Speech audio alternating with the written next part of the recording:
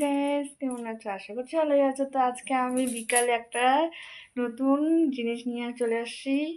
তো আজকে হালুয়া বানাবো। তো আমি সবকিছু নিয়ে আসছি, তো দেখাচ্ছি তোমাদের কিভাবে হালুয়া বানাবো। চলো গাইস, গাজরের হালুয়া করবো, তাই গাজর নিয়ে আসছি, দুধও নিয়ে আসছি। এখন ওগুলো ভালো করে ধুয়ে মেশিনে দিব, তারপরে দেখাচ্ছি। গাইস, আমাদের গাজরের হালুয়াগুলো ভালো করে ধুয়ে নিচ্ছি গাজরগুলা। তারপরে হলো এই যে মেশিনে এই যে পুরো মিহি করে নিব, তারপরে দেখাবো। আবার আমি বসা দিয়েছি, পুরো রাখলাম কাজু আর কিশমিশ, গাজরগুলো দিয়ে দিলাম,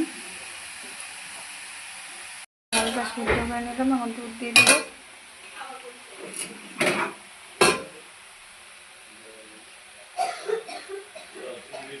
আর একটু পরে দিব। সিদ্ধ হওয়ার জন্য দুধটা দিলাম, গাজরটা সিদ্ধ হবে তার জন্য দুধটা দেওয়ার পরে একদম শুকায় যাবে, তারপরে আবার দুধ দিব। তো একটু শুকাইতে দিই।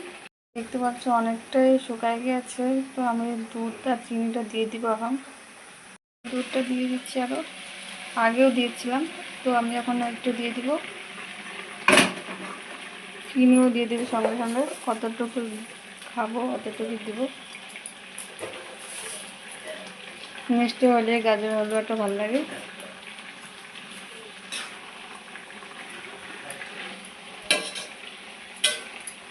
তো এটা শুকায় গেলে আমি কাজু বাদামগুলো করছিল সেগুলো দিয়ে নামাই নিব।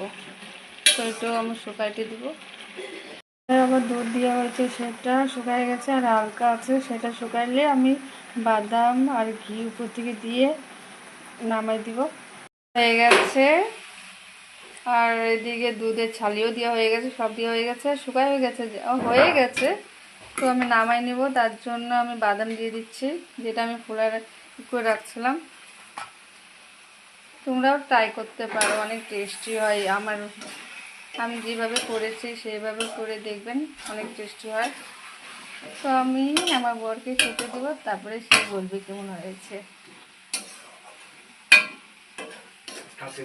তো হয়ে গেছে, আমি নামাই নিব, তারপর তোমাদের দেখাচ্ছি।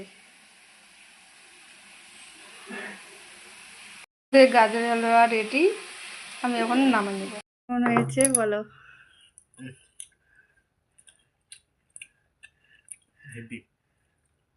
দেখো কালারটা খুবই সুন্দর উঠেছে। তোমরাও ট্রাই করতে পারো, যদি ভালো লাগে অবশ্যই লাইক কমেন্ট শেয়ার করো। টাটা।